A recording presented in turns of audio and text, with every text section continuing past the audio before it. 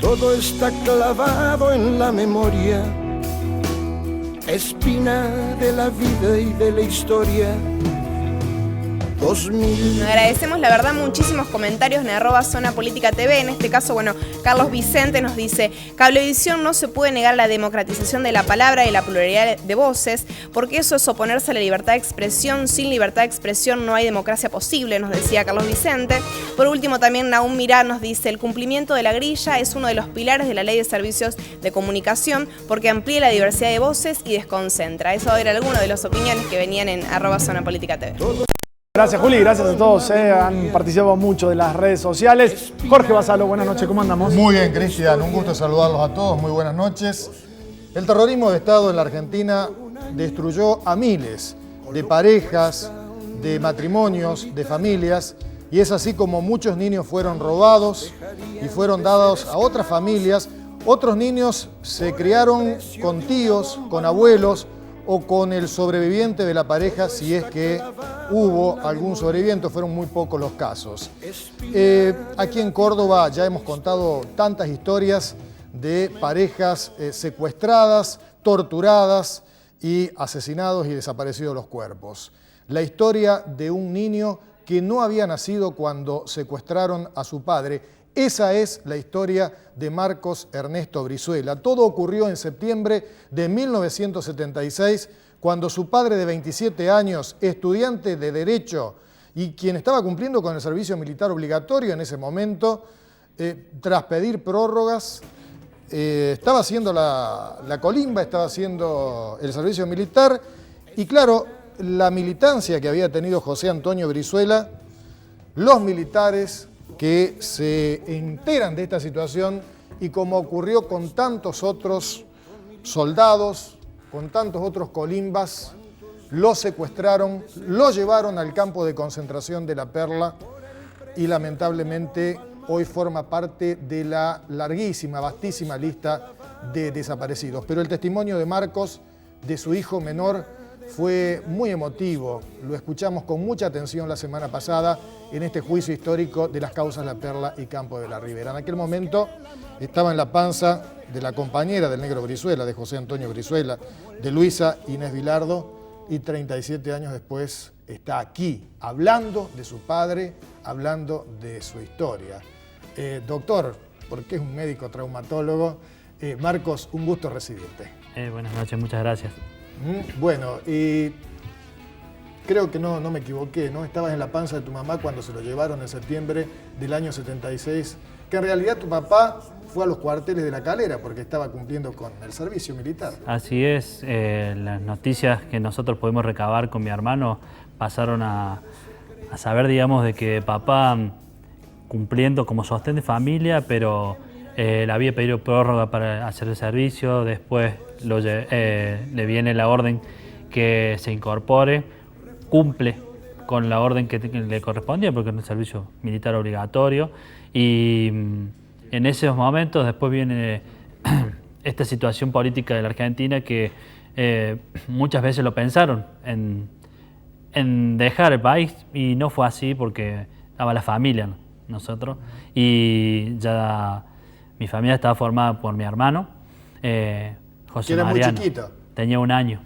y unos meses. Y bueno, mi mamá estaba embarazada y una mañana sale temprano porque cumplía sus funciones allá en La Calera, en Policía Militar, y cuando se va, esa tarde anterior le había dicho que faltaba muy poco para que le dieran la baja. ¿Era septiembre? Era en septiembre del 76. Y se fue como todas las mañanas a tomarse un colectivo que lo dirigía a esos cuarteles.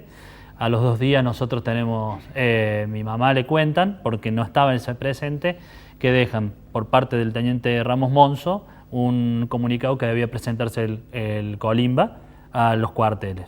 De ahí empieza todo, digamos, la búsqueda de mi mamá y la protección de yo que estaba siendo gestado ahí, tenía casi 5 meses y mi hermano de 1 año. O sea, tu mamá se da cuenta de que algo había pasado. Exacto. Y además fue muy impresionante porque a tu papá lo habían destinado a la UP1, la cárcel de Barrio San Martín, y estando allí como colimba y siendo un militante de la Juventud Universitaria Peronista, presencia la muerte de René Muscarcel, ¿no? Que muere estaqueado en el patio. O sea que difícil todo, demasiado difícil.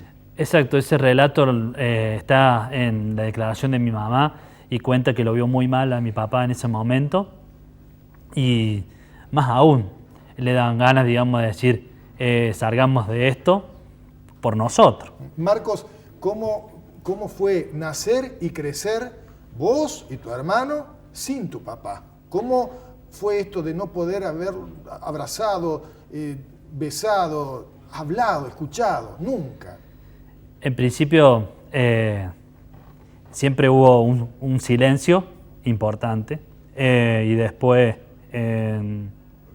con mi hermano tratamos de deslucidar algunas cuestiones por qué no estaba papá desde muy pequeño,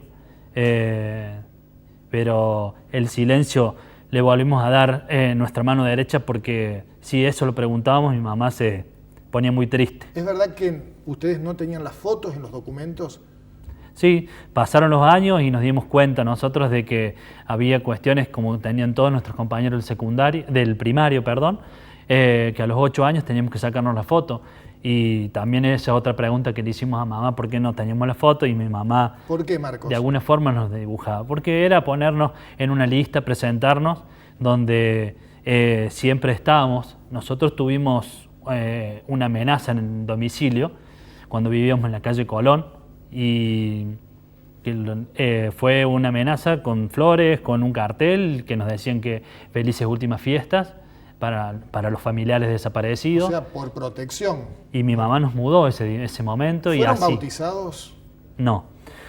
También en el primario quisimos nosotros hacer digamos, la comunión como todos nuestros compañeros y no teníamos esa posibilidad. Sé, porque ya era un poco más grande, de que pedimos en varias iglesias tener eso y no teníamos el certificado necesario, entonces no pudimos y siempre le doy gracias que un curita de barrio de 1 de Mayo, D'Alessio, él dijo, ningún problema, vengan. Y bueno, así conseguimos nosotros éramos grandes, teníamos 8 y 9 años para hacer el bautismo, a esa edad hicimos el bautismo. ¿No? O sea, estamos hablando de cuestiones dramáticas que tienen que ver con la reconstrucción familiar, ya incluso en tiempos de recuperada la democracia, sí. ¿no? Es decir, como que los papeles no estaban en orden. No. Siempre, digamos, nosotros necesitamos reivindicarnos y el hecho de que ya estamos en plena democracia, nosotros tampoco podíamos certificar que éramos hijos legítimos de Negro Brizuela, porque no había papeles. Mi papá no tenía un certificado de función, entonces hubo que crear todo un expediente para lograr sacar una muerte por desaparición forzada. A partir de ahí pudimos declarar nosotros de que que mi papá había fallecido de esa forma. Y estamos en plena democracia. Yo siempre digo que respeto y amo la democracia, pero cuánto tiempo nos llevó a todos, digamos, poder entender. Nos pasó una vez que quisimos salir con mi mamá de vacaciones y de parte de la justicia también nos dijeron necesitan la autorización de su padre. Bueno, mi papá estaba desaparecido, entonces nos dieron solamente una fecha para ir y volver porque si no estábamos fuera de la ley. Marcos, veíamos algunas fotografías de tu papá. Vamos a repasar algunas fotografías de tu padre, de cuando vos eras niño y estabas con Mariano. Allí con Mariano. Ahí está Mariano, chiquito, con mi mamá y con mi papá. Bigotes, ¿no? En esa foto tu papá. Así es. ¿Sí? Ahí estaba. Él había trabajado en el Banco de Córdoba. Estuvo ahí, tenía muy buena oratoria, según decía mamá, y que siempre lo elegían para los comunicados porque era muy hábil. Otra foto con Mariano. Esas son las fotos del álbum familiar, sí. Bueno, Mariano, digo, entre comillas, ha tenido por lo menos la suerte de estar en los brazos de tu viejo, ¿no? Así es. Mirá a tu mamá sonriente en todas las fotos. Era una familia que se estaba formando, ¿no? Y llegaba y... ¿Él estaba estudiando Derecho, Marcos? Sí. En la Universidad Nacional de Universidad Córdoba. Nacional de Córdoba. Mi mamá también estudiaba, digamos, Ciencia de la Comunicación y bueno, como les toca a veces a las mujeres, ahí estoy con mi hermano. Con tu hermano. cerca donde vivíamos, allá en la Plaza Colón. Esa es la Plaza Colón. Entonces ahí nos llevaba mamá y a veces estábamos. Esa es la foto que presentamos para del negro Brizuela, cuando se casaron. Mi abuela Otilia. Ellos eran oriundos de Villa Dolores. Ah, detrás la sierra. Detrás la sierra. Por eso será que aquellos que El jardín. que lo recuerdan a tu papá en La Perla, en el campo de concentración, lo asociaban con Que tenía, por su tonada, como que creían que era riojano. riojano. El riojano Brizuela. Así le decían, pero después era el negro. Bueno, ahí estamos. Bueno, más fotos con Mariano. ¿Sos papá? Bueno. ¿Formaste una familia? Sí, tuve la suerte, o sea, la familia nuestra nos cuidó muy mucho. Llegamos a tener la posibilidad, y la democracia nos permitió también estudiar. Me recibí, conocí a mi compañera en el secundario, Julieta. Al tiempo largo ya de que estamos juntos, nació Joaquín. Ahora el viernes cumple 4 años.